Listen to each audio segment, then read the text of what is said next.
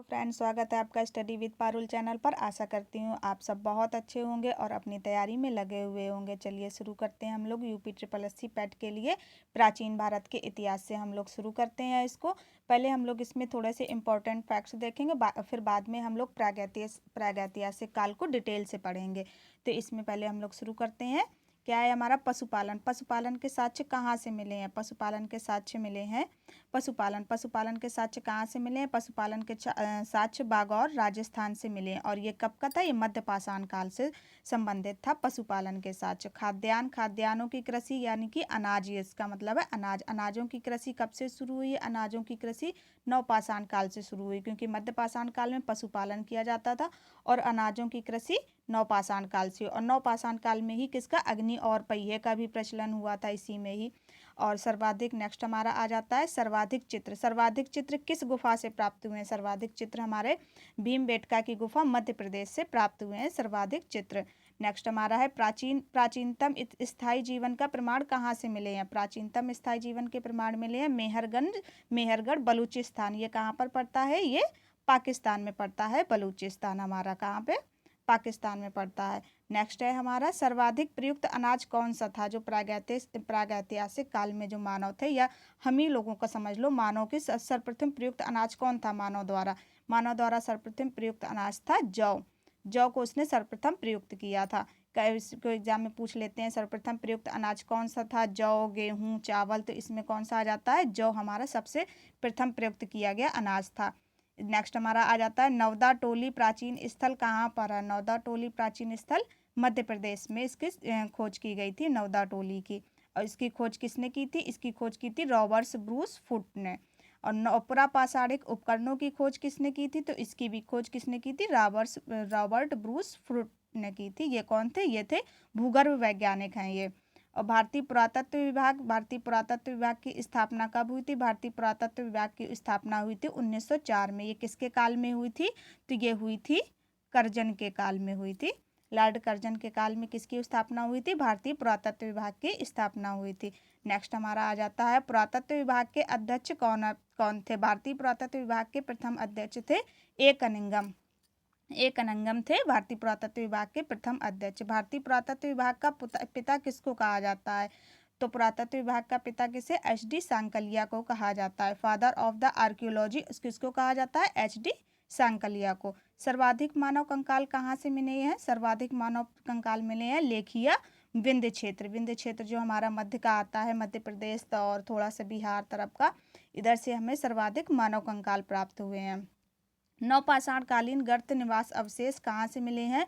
नवपाषाणकालीन गर्त निवास के अवशेष मिले हैं बुर्जहोम एंड गुफकराल से हमारे सर्वाधिक गर्त निवास क्या होते हैं? गर्त निवास यानी कि जो भूमि के अंदर हमारे निवास बना के रहते थे पहले के लोग, उनको गर्त निवास बोलते हैं। इसके साक्ष्य कहाँ से मिले हैं? तो इसके साक्ष्य मिले हैं हमारे बुर्जहोम और गुफकराल से मिले हैं। अब हम लोग इसको डिटेल में पढ़ लेते हैं। भारत के प्राचीन इतिहास को अब हम लोग डिटेल में पढ़ते हैं, क्योंकि पहले हमने इम्पोर्टेंट फैक्ट्स देख लिए, इसलिए अब इसको हमें समझना ज़्यादा आसान हो जाएगा। तो इसको हम लोग देखते हैं। भारत का प्राचीन इतिहास, सबसे पहले क्या आता है? प्रागैतिहासिक काल इसको क्यों बोला जाता है?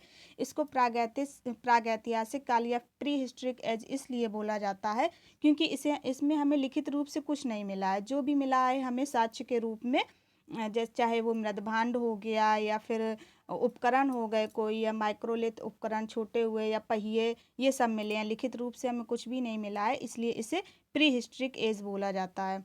तो अब इसमें प्री हिस्ट्रिक एज में कौन कौन से आते हैं? इसमें आते हैं पुरापाषाण काल, मध्य पाषाण काल और कौन सा आता है? नवपाषाण काल।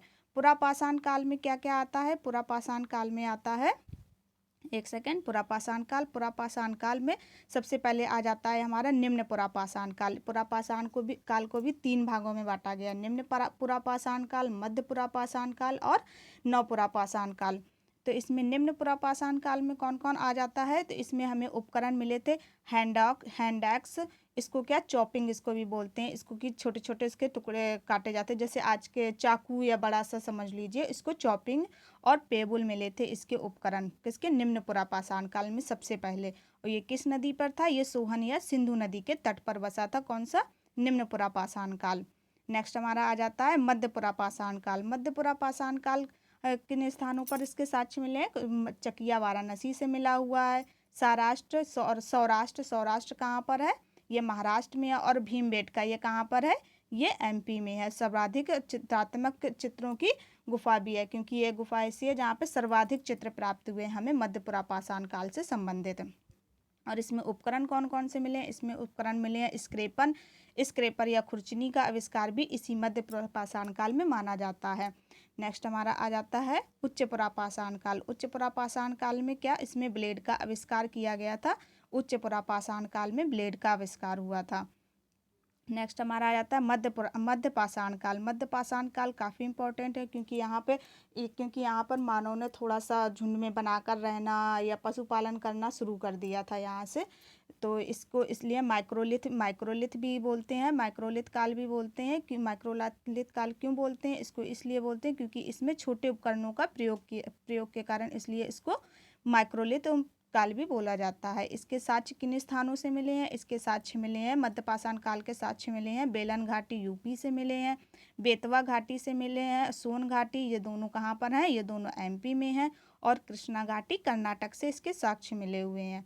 और नेक्स्ट है हमारा विश्व के प्रथम वृक्षारोपण का प्रमाण कहाँ से मिला है? ये सांभर झील से मिला है। और ये भी कब था? मध्य पाषाण काल। मध्य पाषाण काल का प्रथम वृक्षारोपण का प्रमाण सांभर झील राजस्थान से मिला है। और मध्य पाषाण काल में ही पशुपालन शुरू हो गया था। और पशुपालन के साक्ष्य कहाँ से मिले हैं? पशुपालन के साक्ष्य हमारे मिले हैं बागौर भीलवाड़ा राजस्थान से हमारे पशुपालन के साक्ष्य मिले हैं। अब नेक्स्ट हमारा आ जाता है नवपाषाण काल। नवपाषाण काल की प्राचीनतम बस्ती कहाँ पर मिली है? मेहरगढ़ बलूचिस्तान में हमारी प्राचीनतम बस्ती मिली है, मेहरगढ़ बलूचिस्तान पे।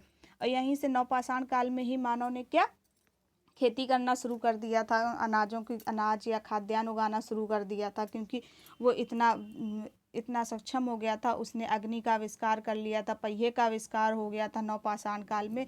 तो इसमें अब कृषि के भी साक्ष्य मिलने लगे थे। और सबसे पहले उसने कौन सी कृषि की थी? सबसे पहले उसने जौ की कृषि की थी मानव ने। किसकी? जौ की कृषि की थी मानव ने। चावल भी उगाने लगे। तो चावल का प्रमाण कहाँ से मिलता है? चावल के प्रमाण मिलता है कोल्डीवा इलाहाबाद से मिलता है चावल के सर्वप्रथम प्रमाण। हड्डियों का बना उपकरण मिलता है। हड्डियों का बना उपकरण कहाँ से? चिरांद बिहार से हड्डियों का बना उपकरण मिलता है। पहिया तथा अग्नि का प्रचलन कर लिया था। पहिया और अग्नि के प्रचलन के साक्ष्य कहाँ से मिलते हैं? ये बुर्जहोम तथा गुफा से मिलते हैं, जो कि बुर्जहोम और गुफा कहाँ से है? बुर्जहोम और गुफा कश्मीर में है। इसके साक्ष्य हमें मिलते हैं जम्मू कश्मीर से हमें इसके साक्ष्य मिलते हैं बुर्जहोम और गुफा से। अगर आप चैनल पर नए हैं तो आप लाइक शेयर सब्सक्राइब करना मत भूलिएगा। आपको ये क्लास कैसी लगी कमेंट में लिखकर ज़रूर बताइएगा। Thank you for watching.